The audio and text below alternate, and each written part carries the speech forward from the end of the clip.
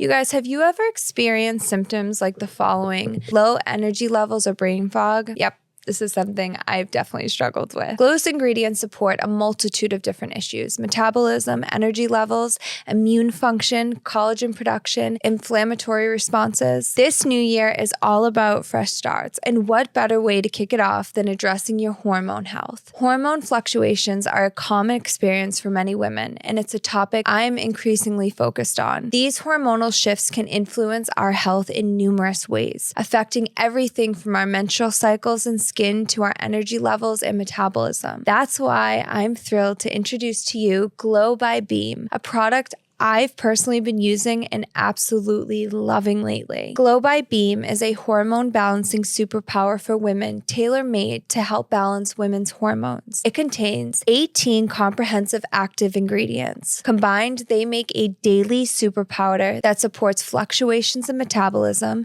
immune function, collagen production, and more. Vitamins, minerals, and natural antioxidants, specially blended to synergize with each other and your body. No more guesswork in the vitamin aisle. Added electrolytes for a hydration boost. And since it comes in the form of a tasty low sugar drink mix, it makes hydrating your body simple and delicious. You deserve to glow this new year. And with a daily dose of restorative ingredients, you will. Glow's benefits include supporting common hormone fluctuations, as well as fluctuations in metabolism, immune function, collagen production, and more. You guys, start the year off right when you get your daily dose of restorative ingredients that support inner wellness and outer glow. Glow supports a healthy inflammatory response. Get much needed support in this area from vitamin C and bromelain. Glow supports thyroid function. Vitamin A and selenium bring this benefit to the table. Improved sleep patterns. Magnesium and ashwagandha are to thank for this major benefit. We all know that poor sleep has all sorts of nasty side effects. Your New Year's resolutions now include supporting your glow. And now for a limited time, you get up to 35% off when you go to shopbeam.com/GGB and use code GGB at checkout. That's shopbeam.com/GGB and use code GGB for up to 35% off.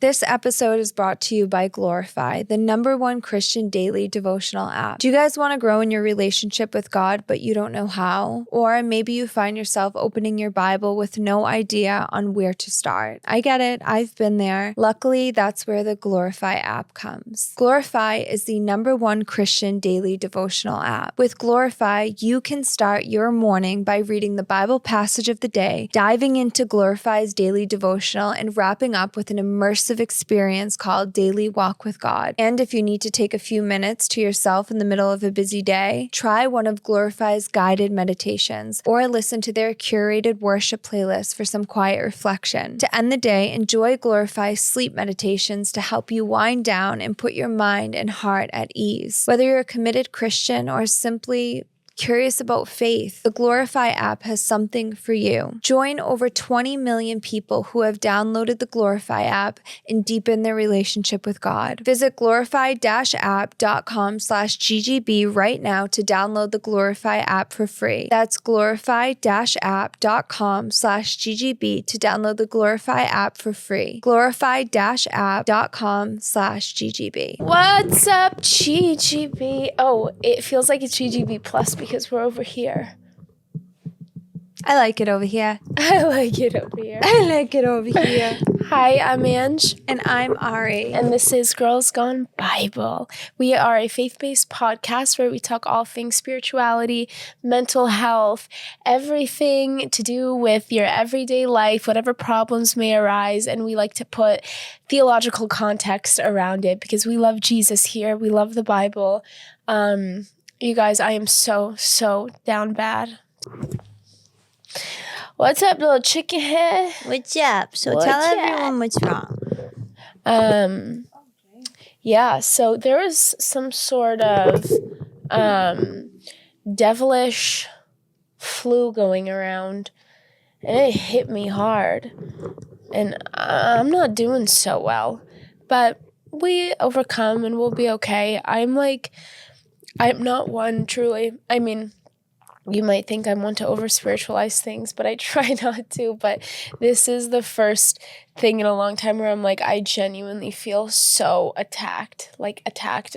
I've never been sick like this in my life. The fever that I've had consistently for, days, and I get attacked through getting sick a lot because I am like such a 100% go all the way, all the time. I'm like type A, don't ever stop. And I really feel like, my heart is in full surrender. I'm just like, I feel like God is speaking so clearly and he's like, I'm not asking you to move as fast as you are. I know. It's like, you have to relax. You really don't stop. I know, but I love it like that. I like living like that. I do too, but I don't know. It's too much. It's too much. I like being on the go too, but even I ain't going like you, honey. I know. My body it's done. I have to take care of myself. I'm gonna burn out. If I don't relax. And I mean, we're gonna be on tour for the next year, so we better figure out how to take care of ourselves. We better. How are you all? After the past couple shows, like I think I said to you guys, I was dealing with such a lack of joy for like a very long time. And I feel like I've been so persistent of being like, Jesus, I'm praying for joy. I really want nothing more than joy. And he really gave me back my joy. We got off the last show was Nashville. And we both looked at each other and we felt so filled in our hearts. And it was just a happiness that I had been praying about for a while. Right. So I'm just feeling really good. But life is like this. It's, and that's why you just can't get too down. You just have to know that it's going to be like this and you just have to ride it. Yeah. Ride it with Jesus. 100%. So this past weekend of tour was probably our greatest breakthrough yet. I mean, you guys, Ari and I had the most special weekend probably of our lives. Like, tour is the greatest thing that we've ever done. And I'm actually going to talk about tour a little bit today just because it's connected to our topic, but it's the greatest thing we've ever done, and it's obviously the most challenging thing we've ever done. I mean, two girls who have barely ever been to church go up and have revival nights, and people see tour, and like every single person who comes to a GGB show, like we can't even call them shows. That's not what they are. They're meetings. They're like nights for people to encounter Jesus, and everyone goes, this is not what I expected. Like we give everything. We give everything. We preach the word of God. Like we just like really, really, really, really, really create a space for Jesus to come. And we've never done anything like that before. And it is so insane on our hearts and on our spirits. And I just think it brings up so many insecurities. Like I know for me and for you too, you're up there and you're just like battling. Like it's so beautiful and we're so present, and then afterwards you just battle so many insecurities, and like I am dealing with things now that I didn't know were in me until we started tour. Insecurities, fears, feelings of unworthiness. Like there were things that tour, like God is he's doing just as much in us as he is through us. Like there's so much that tour is bringing up. And I just feel like this weekend was such a major breakthrough for both of us, where we were just happy and we were confident and we didn't overthink and we didn't feel like we needed to be anything. We're like, this is us. This is what we have. Take it or leave it. Like, is God pleased? Okay, then great. Like, yeah. I just had been battling in my mind before the Nashville show. And wasn't really telling Angela, but I was just like really in my head. I was like having these battling thoughts. I'm like, am I going to be okay on there? Is that everything going to be okay? And all of a sudden, Angela comes up to me. She looks me in my eyes. She goes, hey, by the way, you're going to have a barrier around your mind when you get on stage. You're not going to have any thoughts. The devil won't even be able to come close to you. And I look at her and I go, okay. She said, I receive it in faith. You really did. But that's what it is, right? It's like when you just like have that little bit of faith of like, I know I can't feel you and I know these thoughts, but I have faith that you will show up and you will be with me. There he is. It's like, it's like when Peter was in the storm. Yeah. You just have to keep your eyes on him. Don't look other ways. He will show up. Amen. That's so good. What my favorite, I think one of my major moments of breakthrough this past weekend was like just the significance of the secret place, which I already like, I know the significance of the secret place, but I think sometimes, like, you know, we've heard pastors and people who are older be like, we've heard people that are older say, I still seek God today like I did when I was 20. And I hope that I do even more when I'm 80. Mm-hmm. And we've also met older people who have said things like, I read the whole thing. I don't need to read it again. You know what I mean? And like, I never neglect the secret place, but there is a temptation when you have history with God to feel like you can rely on your history, and you can in certain instances, like when you don't feel God or you feel like you're in the wilderness or you feel like you can't see him, you can look back on your history and be like, okay, but this is what I know about him. But you can't rely on like yesterday's secret place for today. Explain that. So like the secret place, like, for example, you slept at my house last night and we were both like having quiet time this morning, and I went around the corner and I was sitting and I like gave you your space, and we love praying together and everything. But the secret place is like the secret place where it's just you and Jesus, and it's a time where you meet Jesus, and nothing supernatural or crazy has to happen, but it's a time that's dedicated to being alone with God. Mm. And both days, because I was sick both days, I didn't leave my hotel room. I didn't go out. We didn't go get our hair done. We didn't do anything. So I spent 3-4 hours with Jesus, and it was uninterrupted, undisturbed time with Jesus. And I spent like 3-4 hours and I'm just communing with him. I'm sitting in silence. I'm reading a little bit. I'm marching around worshiping. I'm sitting again. I'm replaying things in my head. I'm preaching in my head, but like I'm just continually communing with him. He would take me on little journeys here and there. And then when I went on stage, both times, I knew that I am not calling on Jesus when I get to the stage, but everything that is coming out of me is pouring out from my secret place in the day. And like, I know that.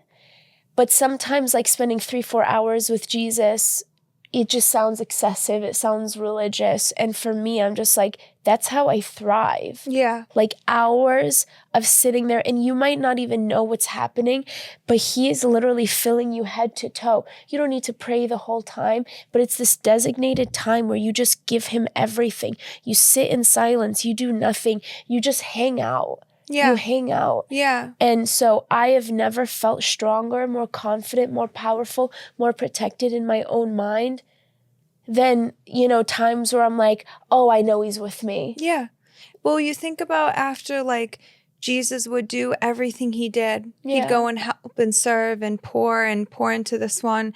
And then what did he do right after? He always went into the secret place. Totally. Yeah. And like, this is for like everyone, like mothers, this is for people who are exhausted. Like if Jesus had to do that, how much more do we need to get poured into? Yeah. It's like, that is how we get filled, by being in the secret place.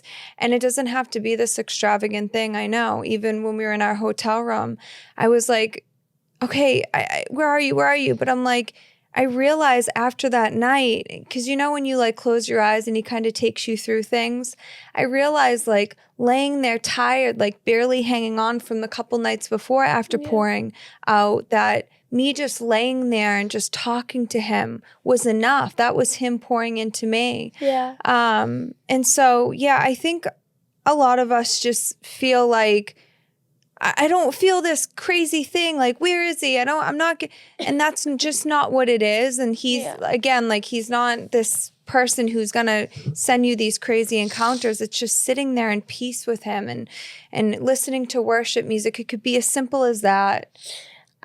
Bryce said something really, really significant that hit me. He said he realized he was treating Jesus as this dopamine hit. Mm-hmm. And I've done that before, where I know what it's like to encounter God. I know what it's like to be touched by God. I know what it's like to feel like Jesus walked in the room, and you become like addicted to that, and you realize like it's you're trying to like evoke something that gives you this like feeling of power instead of just like wanting to spend time with Jesus. Yeah. And what I realized more than anything is like being in the presence of God doesn't mean that something crazy has to happen, but it's continuously inviting him in and saying things like, fill me with your love, fill me with your joy, wash me in your peace, wash me in your loving kindness, fill me with your spirit, and just like continually inviting him in. And like he does a supernatural work, but the secret place is what you have to establish.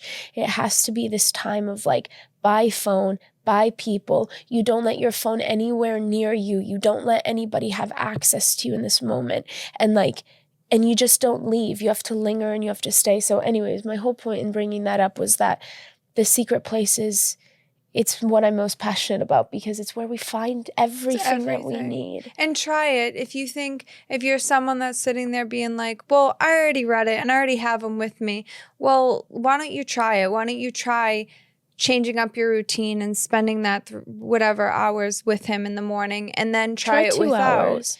Yeah, start with an hour to whatever you feel. Yeah. But, it's not about hours. It's just about spending that time, because it makes a massive difference. Totally. And I've done it. I've done it when I woke up and I didn't spend that time. And it's my day is chaotic. My mind is everywhere.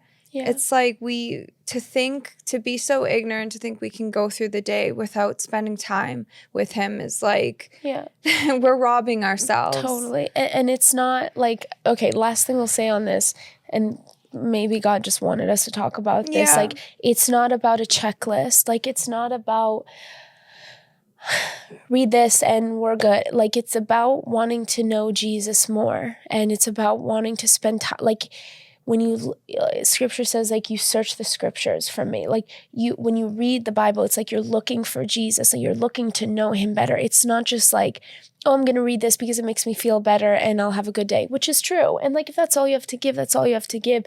But it's like, I read this because I want to know you. This is us spending time together. This is me hearing from you. So just be wary of making things a checklist and like, oh, did this, now we're good. It's like, he wants more than that. He loves you so much. He wants everything. And that's how he speaks to us. Yeah. I just thought about the time when I was feeling so much shame about sin.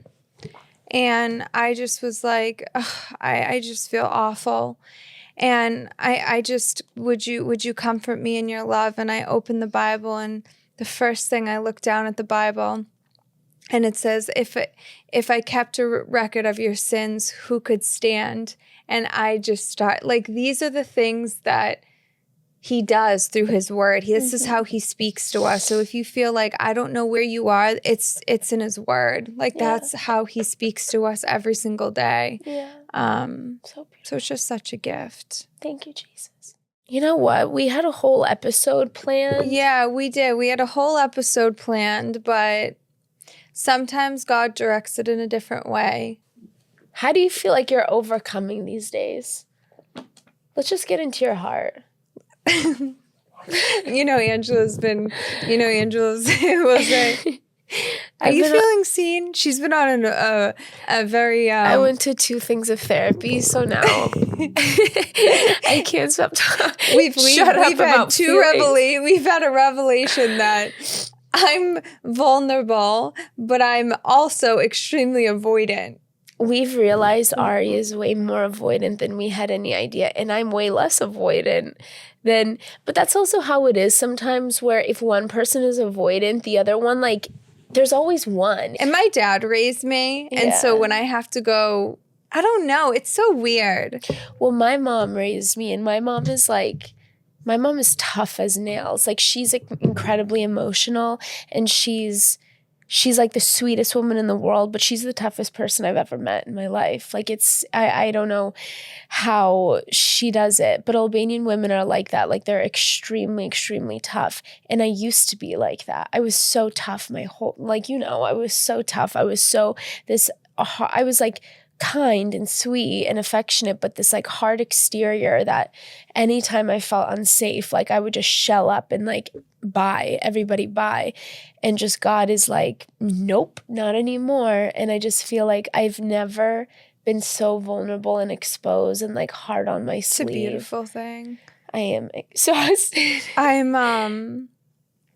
My dad is so sensitive, but he will always be like, oh, it's fine. You're a good kid. Let's get over it. It's fine. It's like, we're fine. Same. Well, that's how Albanian. Ari and I have such similar. It's like, actually, it's insane. I was thinking about this in the car. You don't have a foreign family, but we're both East Coast family. Like Albanians on the East Coast. You're from Boston. Like it's very, very similar.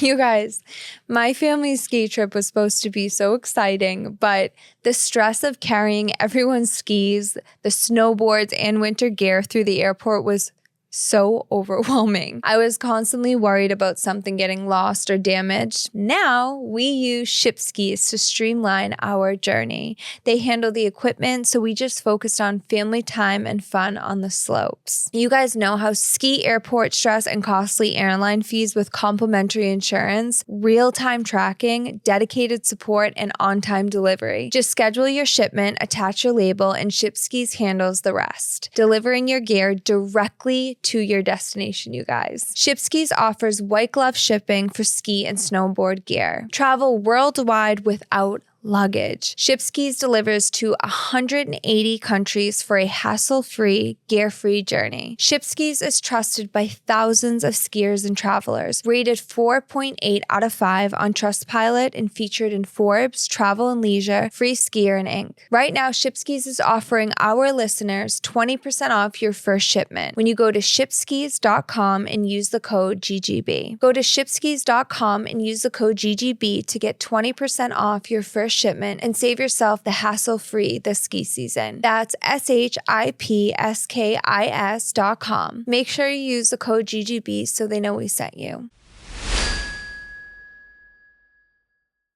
Winter is in full swing. Sometimes it can be hard to get up and go in the AM or get outside for a morning walk because of the cold. AG1 ensures I'm still hitting my health goals every day with just a single daily health drink. Valentine's Day isn't just about showing love to others, it's about self-love too. Starting your day with AG1 is an act of self-care. Not to mention, AG1 makes a thoughtful gift for someone looking to prioritize their health. You guys, it's so easy to start my day with one scoop, and the benefits I've experienced have been absolutely insane. It has really developed consistency and helped me form healthy habits. It's never too late to create a new healthy habit for 2025. So try AG for yourself. It's something I've actually been able to stay consistent with, and that's why I'm excited to be a partner with AG1. And AG1 is offering new subscribers a free $76 gift card when you sign up. You'll get a welcome kit, a bottle of D3K2, and 5 free travel packs in your first box. So make sure to check out drinkag1.com/GGB to get this offer. That's drinkag1.com/GGB to start your new year on a healthier note. Okay, how's your heart? Well, what did you ask? How's my heart? I asked, how's your heart? Yeah, how's your heart? Good. I made an appointment. I don't know if I said this on here with an eating disorder specialist. I made an appointment with an eating disorder specialist, which is really like kind of exciting, which is so interesting. I'm actually really excited. I was talking to her and I was just telling her a little bit about myself and my story, and she figures that everything is connected to like one or two traumatic events that have happened in my life. Really? Yeah, she thinks that like all of it is wrapped up in like one or two moments from childhood. And she thinks if we can get to the root of that, we can literally just like unravel everything. Really? Yeah, isn't that so crazy? What does the process look like for that? I don't know. We haven't started. Oh.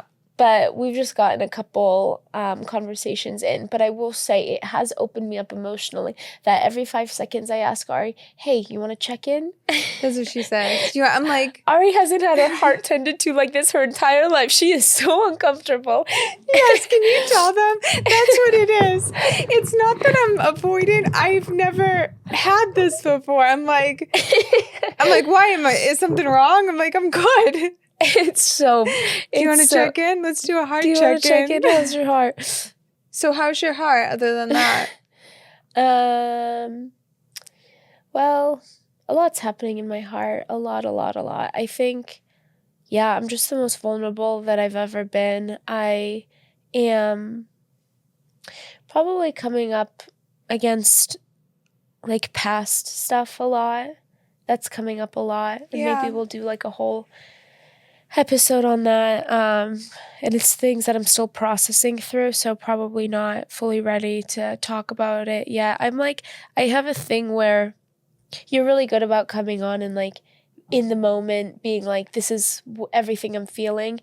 And I'm like so different in the way that I approach things. In my mind, it's like, and I wish I could be more like you in that way. I really do, because you're just like, here it is, and it's okay if I don't have it figured out. My brain is like, I have to have it figured out. Otherwise, there's no meaning to it and nothing good can come of it. And yeah, I think I've like been so radically victim mentality my whole life, which is a good thing. Victim mentality is the worst thing you can do for yourself. If you yield to the victim voice that speaks in your head, you are giving into lies, like you really are, because we're not victims.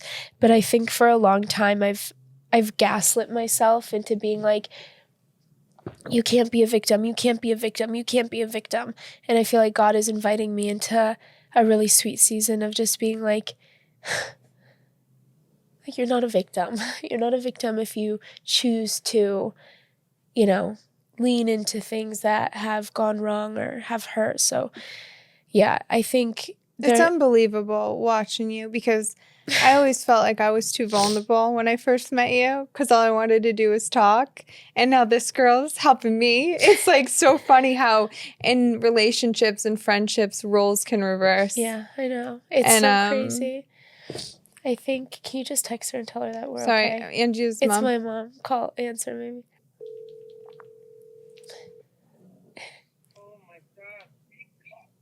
Hi, Mom. We're filming the episode. Everyone can hear you, but I love you. We're good, okay? Oh, I love you too. Thank you. Thank you for answering. Okay, I love you, Ma. Bye, Spirit. Bye, Ma. But yeah, it's like so weird. It's just a weird time. It's a beautiful time. Does anybody else feel that way? It's a beautiful time. I'm happier than ever. I really am. And I'm also just like, I don't know.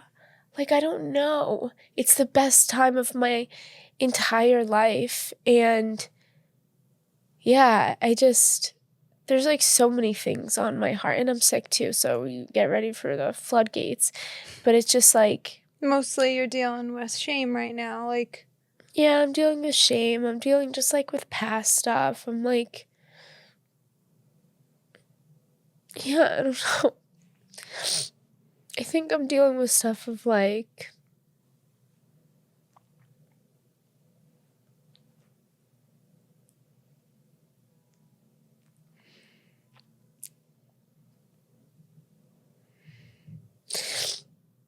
I guess it's weird that part of me is like, thank you. Part of me is like, so weird that I've never...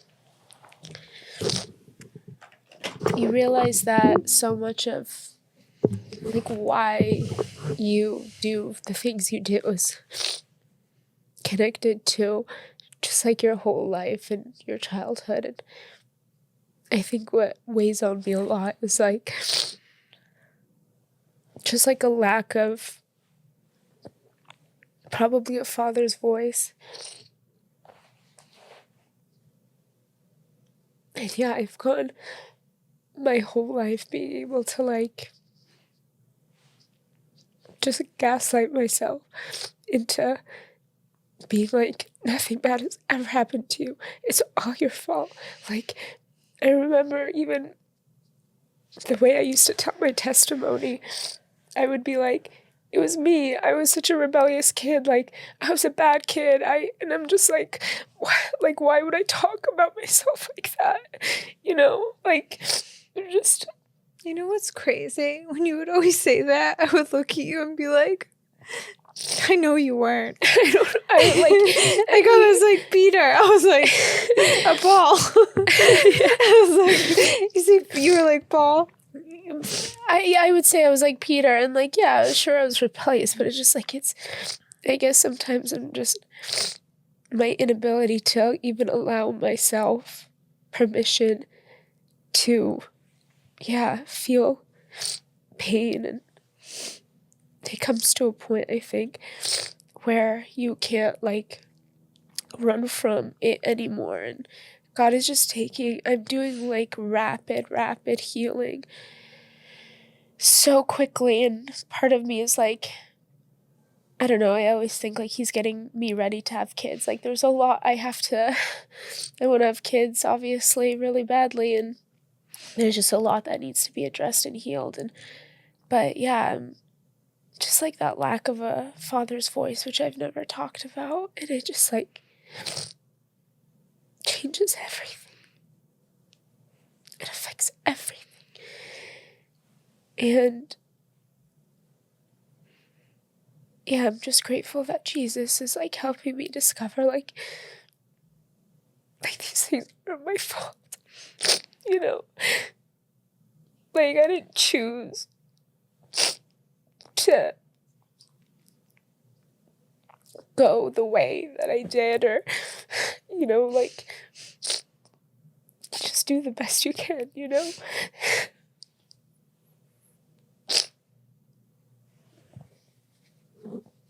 Anyways, so this is me not having answers to anything except,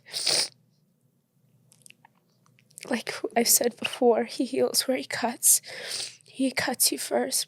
And then I think sometimes, like, I think especially being around so many, like, Christian families and stuff and Christian people, and I love, like, it's so beautiful and it's so inspirational, but, like, I wasn't kidding when I said, like, we grieve, and I love where I come from. I love, my family's the best. But then, like, when you don't have, sometimes when you realize, like, you're just fighting a different battle, like, you're fighting an uphill battle. And, so I say all this to say that, like, if you're somebody who blames yourself for everything, like, we just have to be released from that, because none of us, like, choose to go the wrong path or, be a way that we shouldn't be just out of nothing. Like, it's all out of pain. It's all out of brokenness. And anyways, how's your heart? I know. It's like it's like so weird going around just being in the Christian world and being around all these families, and it's like you can't help but compare, or what is it? Yeah. You can't help but like, I mean, it's so confrontational of what you don't. And then you just had so many moments of like feeling less than, of like being like, I wish I could be like that. Totally, 100%. Yeah, that's been one of the biggest battles, I think, for us both. Like, totally. We almost feel like we don't belong. I'm like, I know. Yeah. And I think what was really, I told you this the other day, and maybe I'll take this part out, but I was like, it was after our Nashville show, and we had so many friends and so many people and pastors, and so many, I had a few people, pastors that came out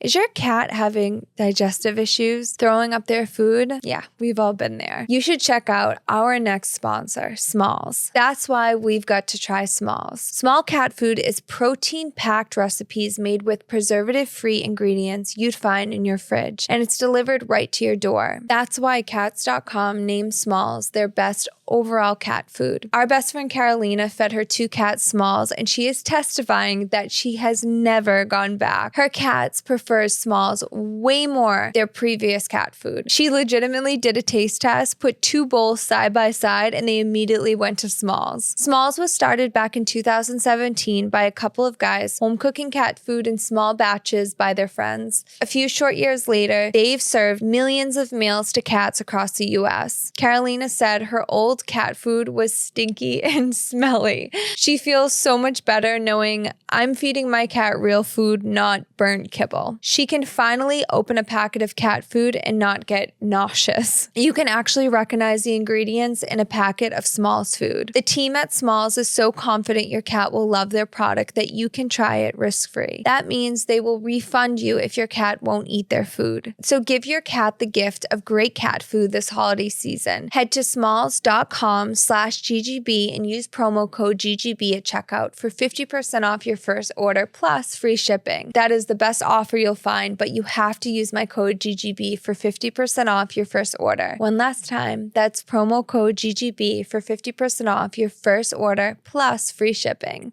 Okay, so obviously Ari and I are best friends in the whole world. We're sisters, we're business partners, we're ministry partners. We do everything together. Do we get into it a little bit once in a while? Oh. Don't forget that we're from the East Coast too. Like we also didn't grow up Christian, so it is a constant battle between the BC us and the saved us, and so there's nothing funnier than we were in a little tiff recently, and like the beautiful thing about Ari and I is, you know, we might argue once. It's never about anything.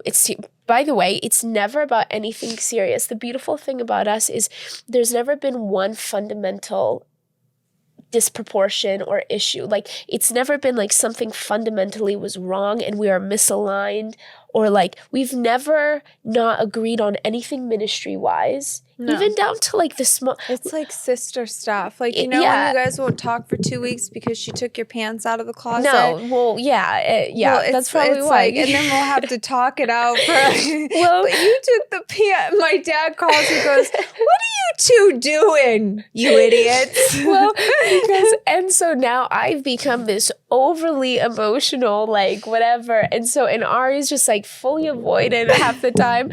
And so we're like arguing something out, and then it gets heated for a second. We start whatever. Ari starts getting all her stuff together, and I'm like, all right, fine, go.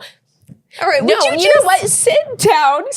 I take her stuff out, and I'm like, you're sitting down until we figure this out. We're sitting on opposite sides of the couch. We're not having it. And then all of a sudden, out of nowhere, we're holding hands, telling each other we would die without. I mean, it is. But why can't we film it? I know. I know because I know so many of you guys must go through this. Yeah. And then the easy way out is to say, you know what? I have to set boundaries. And that, I know. Thank you for saying that. Yeah. And that is what I believe is it's so far from the truth, but that's what like they say to do. Oh, set boundaries. Oh, take time away. No, like work through it. Don't give up on each other. Yeah. Understand that I can't even tell you how many phases of my life I've been through. Yeah. How I haven't been myself. How I have been nasty and avoidant and just said things that weren't of me. Same. Yeah. And it's like, and like, same with my mom, same with my dad. And you see families and the kids don't talk to the moms because they disrespected them. Like, we go through so much, and the only way to have everlasting relationships, friendships, anything is understanding that we're human beings, that we fall short, that we're not perfect. And it's like you don't give up on each other. Yeah. I mean, obviously there's circumstances where it's beyond bad, but Abuse, cheating, neglect, cheating, these things. But it's like, that was such a beautiful moment that we had. Oh, I love that you know? moment. And like Ari was saying, healthy boundaries are good. Like any therapist would recommend healthy boundaries, but boundaries that cause disconnection, I think that's where we can get a little muddled. Like boundaries that cause a relationship to be completely surface level, I don't want that type of relationship in my life, But you and I just like, we just keep going and you keep talking it through, and you have to be like disgustingly honest. Disgustingly honest and disgustingly kind. Yeah, and forgiving. And I know that sometimes you're like, no, they don't deserve it. But you don't understand the reward. Like, what does scripture say? Turn the other cheek when someone slaps it. Yeah. Like, that is there for a reason. Yeah. Because when you truly... I just had an incident with somebody who 2012 Ariel wouldn't have taken that talk, but I constantly have the thoughts now of, wow, for them to say that means that they are really hurting. They are really not in a good place, because I think when I speak like this, it's because I feel so sad inside. Something isn't right. I'm hurting. I'm broken. Right. It's all a projection. Anytime we act nasty or we come from a place of anger, it's a projection of how we feel. And so instead of saying, wow, that's how they feel about me, that they're treating me bad, think, man, they must, something is wrong. So then it softens your heart and you back off instead of reacting. Oh. And then, and then it gives them a chance to think. When you don't come back to them, they're like, wait a minute, they have nothing to keep fighting with you about. So then they're able to take a step back and think and process and then say, oh man, what I just did wasn't right. And then you let them come to you. And that happened to me the other day. I took the high road. I would suggest you guys always take the high road, even if it's hard and even if you have that anger inside of you. You just take a step back, you take a deep breath, because it's so rewarding when you don't fight back.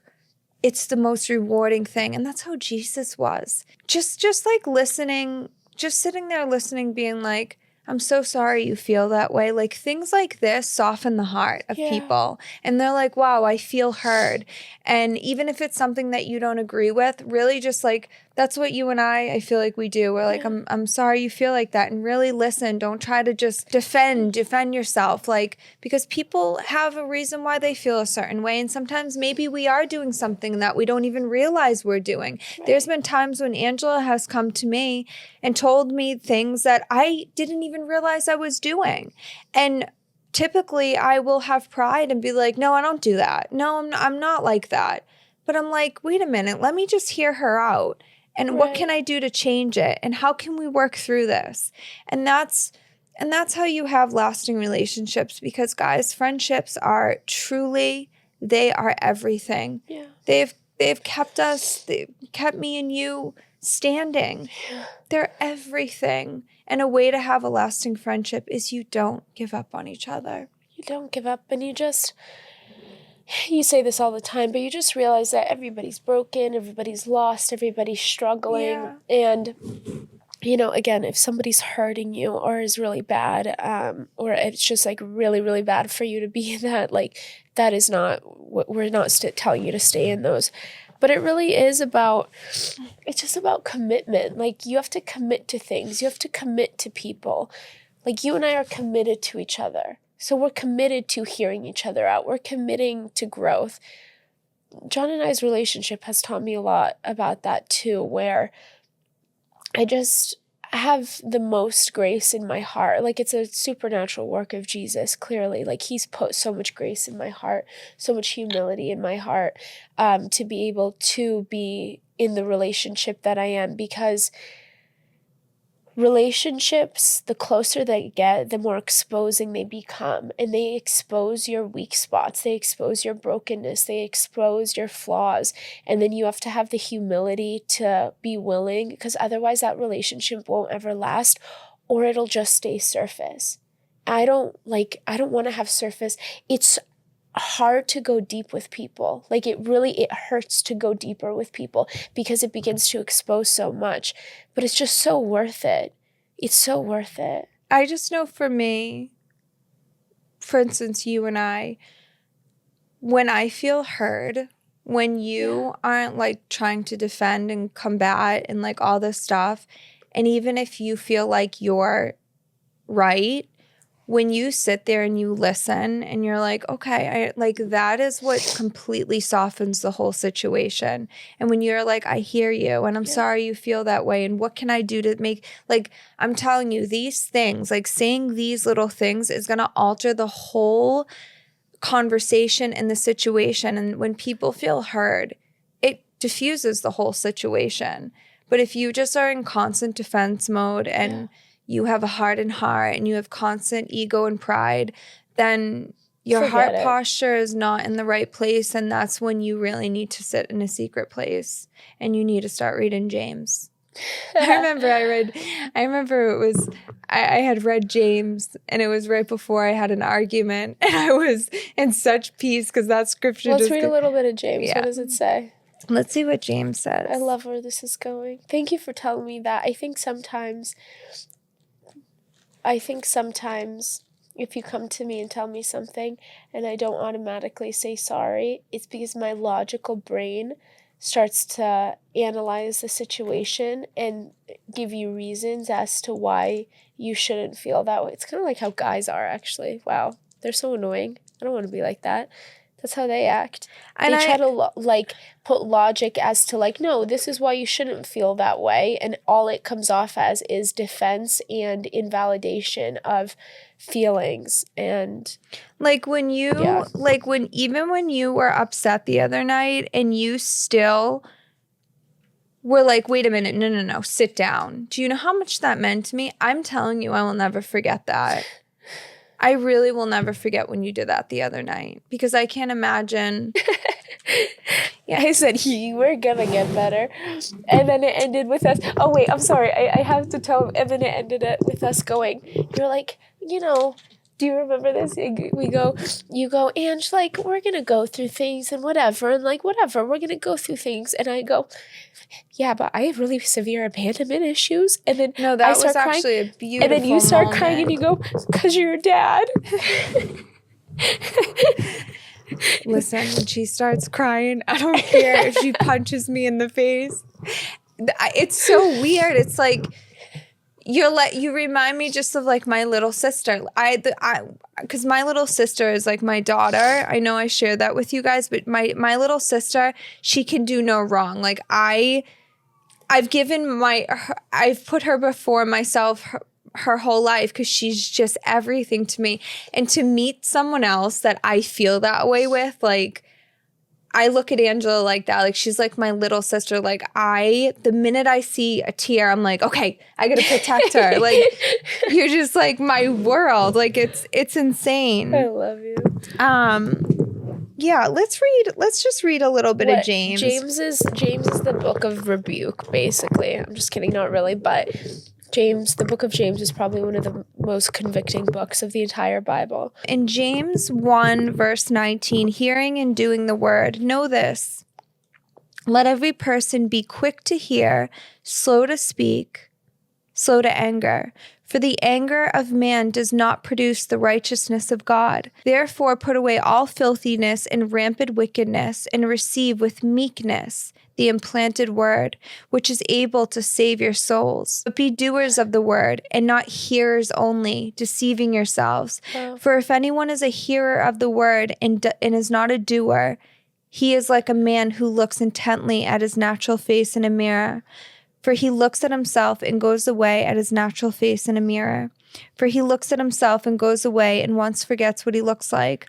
But the one who looks in the perfect law, the law of liberty, and perseveres, being no hearer who forgets, but a doer who acts, he will be blessed in his doing. If anyone thinks he is a religious and does not bridle his tongue, but deceives his heart, this person's religion is worthless. Religion that is pure and undefiled before God the Father is this: to visit orphans and widows in their affliction, and to keep oneself unstained from the world. Wow, we were going to talk about this today, about servanthood, but I'm really excited to talk about this next week. But growing up on the East Coast is, you're just like raised a different way. You're just like, I don't know. So A little tough, it's just like, rough. you got to grow up a little tough. Like, you don't really talk about feelings. You're just like in fight or flight a lot, in survival mode. Like, that's how we grew up. And Yeah. I think having the Bible as like a roadmap to learn how to be and how to act and how to be patient and how to be slow to anger instead of being in defense mode, it's like saved our lives. It really has. It's like, okay, is this what I do? Well, let me go here. Like, I don't have to. It's parenting. Yeah. The Bible has been a parenting guide. It's my dad. Yeah, it's you. Yeah. And so, that's why they're like, well, what do you got? What do I need the Bible for? Because it's our roadmap to life, and it's changed our life, and it's made us better people, and it's made us kind and help us communicate and be better people and help us serve well. And yeah. And I feel like the string throughout this whole episode was like working through brokenness. Yeah. That's what we're doing. This is Yeah. You guys watched us actively fall in love with Jesus. You guys have watched us go on a sanctification and purification. We've begun to walk in purity with you guys. We've gone on a serious modesty journey with you guys. We've cleaned up our mouths with you guys. Like, we've laid down sin, every sin we, are trying to live holy and righteous and blameless. And now you guys are watching us. I love that we're in seasons together. Like, you guys are going through the season of, we are going through an emotional healing journey with Jesus, where he has, weeded out all of the sin in our lives, and now he's working on our hearts. And now there's like big heart work that he has to do. And he's teaching us too that, because we didn't come from Christian families, and so I think our minds were that we have to be these perfect Christians. There's been a little bit of religious OCD that we have to be so perfect and all this stuff. And so I don't know, I'm just going to speak for myself. One of my things that I've been learning through my journey is God's love and God's grace. That's been difficult, from coming from such darkness and then walking into the light and feeling like I have to be perfect all the time. And we all fall short. We all do. And so just like, for me, like, understanding God's grace, like, he really has so much grace. And so, I've been learning that a lot lately. Yeah. Because that's been tough to... It's exhausting to try to keep up and try to be this perfect person, because none of us are. And I think a lot of us go through this, right? Yeah. That's honestly why I think what drives a lot of people out of Christianity, because they don't really understand God's grace and God's love. And I see it all the time. That's why people are like, I don't want to come to faith, because how am I going to live up to this standard? And what I'm realizing is it's not like that. It's just not like that. And so I think this is a journey we're on right now. I love that so much. We love you guys so much. Thank you for coming to this.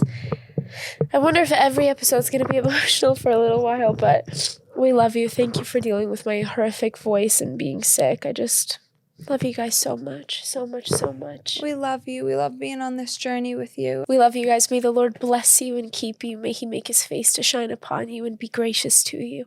May he turn his face towards you and give you peace.